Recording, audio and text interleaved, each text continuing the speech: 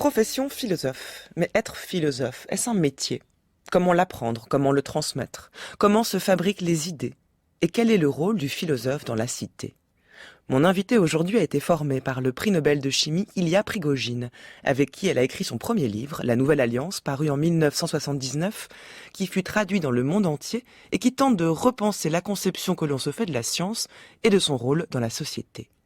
41 ans plus tard, elle a écrit autant de livres que d'années écoulées, elle a enseigné à l'Université libre de Bruxelles et semble avoir profondément marqué les philosophes qui l'ont rencontrée. Voici le témoignage de Bruno Latour et de Vinciane Després. Le maître que j'ai appris d'Isabelle Stengers, c'est en fait Isabelle Stengers qui est mon maître en philosophie plus que tous les autres, c'est Whitehead. Et beaucoup des gens dont j'ai beaucoup apprécié le travail, je les ai connus par Isabelle. C'est elle qui m'a fait connaître Toby Nathan. J'ai passé 2 ans dans le séminaire de Toby Nathan que je n'aurais jamais osé approcher sans le truchement d'Isabelle Stengers. Une école belge de philosophie qui repose largement sur elle. Maître, c'est la personne dont on craint le fouet. La seule personne dont je peux dire que je peux sortir en larmes d'une discussion sur un de mes textes, c'est Isabelle Stengers. Donc, je pense qu'elle mérite cet admirable titre de maître. Donc, alors Deleuze, j'avais lu Mille plateaux. La question territoriale est centrale dans le chapitre La Ritournelle. Et je comprenais rien. Et heureusement, Isabelle Stengers ne m'a pas lâché sur ce coup-là. Elle ne m'a pas lâché en disant, mais tu sais ce que tu...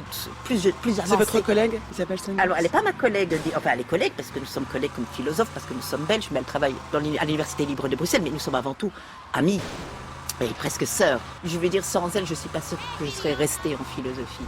Et en plus, elle m'a donné des entrées dans la philosophie, qui étaient des entrées où enfin on pouvait se sentir bien, où on pouvait être joyeux. Voilà, des entrées joyeuses en philosophie.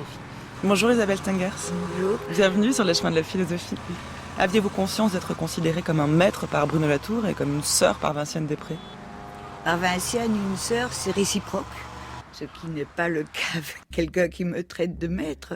Oui, avec Vinciane, je sais que je l'ai rencontrée, elle était plus jeune que moi et beaucoup plus débutante que moi. Je sais que je peux dire je lui ai tendu la main, mais parce que cette main-là, j'avais envie de la prendre et de l'aider à continuer.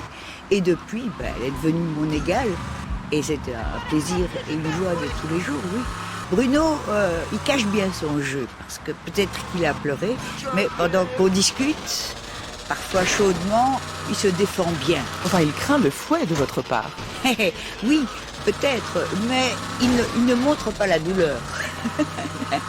Non, Bruno est quelqu'un qui réfléchit à son rythme, et parfois je ne suis pas d'accord, je trouve que là, il s'est arrêté trop tôt ou quelque chose comme ça, et je le lui dis, mais quand il fait mouvement, à sa manière, à la manière qu'il a produite, il répond à ce que je critiquais, je me dis, j'ai bien fait d'attendre, parce que c'est que on critique sur un point et on a un feu d'artifice de nouveauté. Donc, dire que je suis son maître, je veux dire je suis alors maître heureuse parce que celui dont je suis le maître répond 1000 fois à une attente. Joyeuse, en tout cas, c'est ce que disait Vinciane Després en caractérisant votre philosophie. Est-ce que vous savez comment vous avez produit cette relation-là, être considéré comme un maître? Alors, au-delà de Bruno Latour, cette influence que vous avez eue sur les gens avec qui vous avez travaillé? J'aime être passeuse, j'essaye de passer non pas de ce qu'il faut penser, pas dire Kant tout de même si tu parles de ça, non, j'essaye de passer des idées, des textes, des modes d'approche qui m'ont rendue vivante, avec l'espoir que cette capacité de rendre vivant peut jouer sur la personne. Mais même avec les étudiants, c'est ça, c'est pour moi la philosophie, ça doit être un exercice, ça peut être une joie douloureuse, enfin c'est pas des idées joyeuses par définition, mais ça doit mettre la pensée en vie. Si je lis quelque chose qui m'ennuie, je ne dis pas c'est mauvais, je dis peut-être que je trouverai mon chemin plus tard. Mais pour le moment, je ne travaille pas ça, ça ne me met pas en appétit de penser. On va passer 50 minutes ensemble, Isabelle Stengers, 50 minutes au cours desquelles on va remonter à l'origine de votre rencontre avec la philosophie, découvrir vos sources d'inspiration philosophique et extra-philosophique. pénétrer dans votre atelier de fabricant de concepts ou dans votre laboratoire et réfléchir avec vous au rôle politique de la philosophe que vous êtes. Mais avant cela, s'il fallait énoncer un concept autour duquel s'articule votre travail, ce serait sans doute celui de science, mais c'est incomplet. Est-ce que vous arriveriez à identifier à l'aide d'un seul terme ce autour du quoi votre travail s'articule?